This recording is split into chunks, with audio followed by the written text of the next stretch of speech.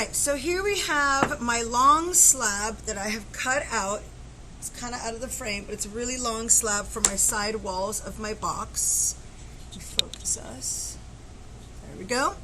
I've cut out my top and my bottom and applied my texture and smoothed the edges. This is really important. You want to make sure that you smooth all your edges before you construct. So these are smooth. You can do it with your finger, or you can do it with a damp sponge. Just don't smooth out your texture, right? Because that's the fun part of rocks. And now we're going to go ahead. I also have this smaller circle with also texture in it that's going to go ahead and become our locking system on the inside of the lid.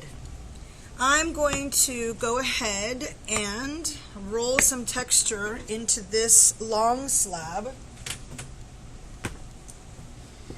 So again, when you roll texture,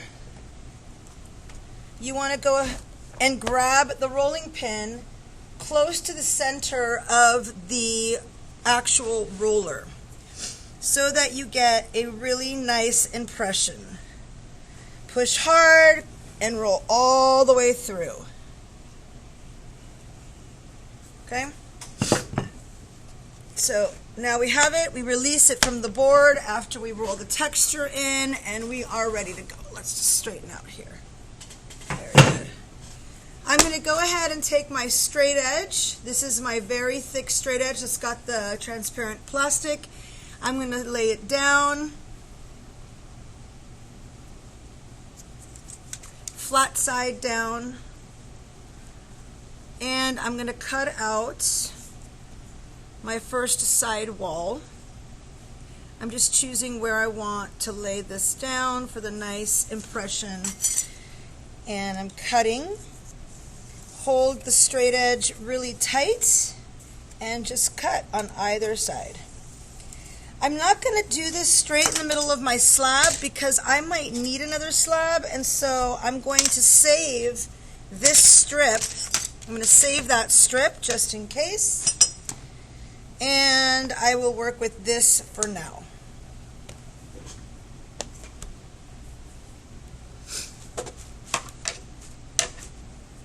I'm going to again cut the edge so that I can connect my wall. Whenever you cut lines, cut with a straight line. With a straight edge, sorry. Always cut with a straight edge. So I'm going to put that there. These T-squares are great because you just hook them to the top and you cut against the edge.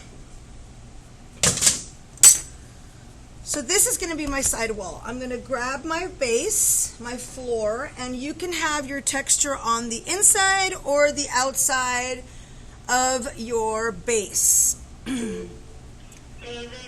I'm going to choose to do the texture, I guess, on the inside. No, I'm going to do it on the outside for now. So what you will do next is you will score. I'm going to move this also. Boom, there's my base. I'm going to bring us down a little bit so we go closer. And I'm going to start to score the edge.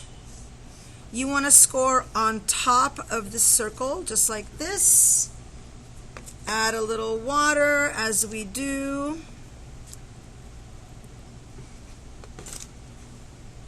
And then look at your pattern to make sure that you're happy with the direction of your wall. So my wall is going to go like this. So I'm going to score this edge.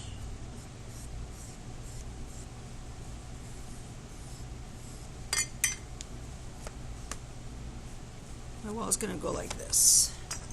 I'm going to take the edge and bevel it 45 degrees. My knife is in this direction and stays in this direction for the other side as well. There's my score lines.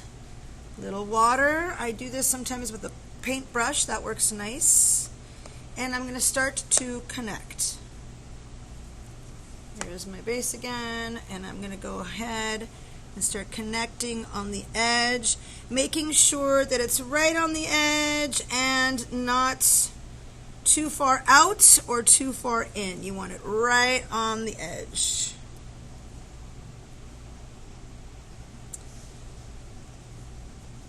I'm not going to put any real pressure on it until I realize that it's right on the edge. So that looks pretty good. Right here on my overlap, this is where I'm going to cut at a diagonal through both ends of the wall. Oop. Careful not to cut into your base. Take these extra pieces out and score your ends. Add a little water. This is going to slip it together and connect. This bevel should meet perfectly if you cut your bevels right.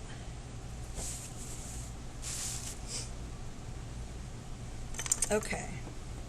So now I'm going to connect my walls.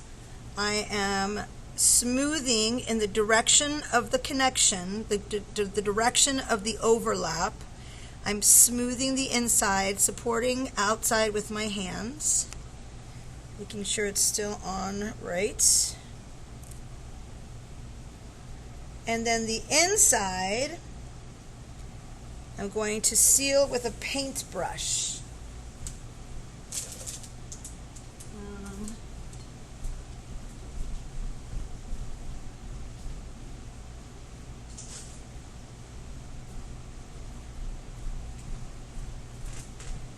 Sorry about that. Had to get a paintbrush. So I'm just got a little water and a paintbrush, and I'm going to go around and around and around the inside. Make sure that your exterior is properly placed. You can kind of tap the top so it sticks well to the base.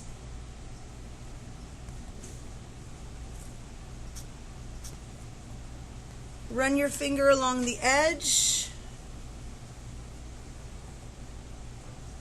And when that's firmly placed, you're going to go ahead and smooth the interior with a paintbrush. This is going to connect the wall to the base. This is a good idea, and also running a rubber tip tool for connection after the paintbrush is also a very good idea. And you're going to have to connect this seam as well. So this is the seam, and I'm going to take my rubber rib and connect very gently because I don't want to get rid of my pattern. I'm kind of going both directions.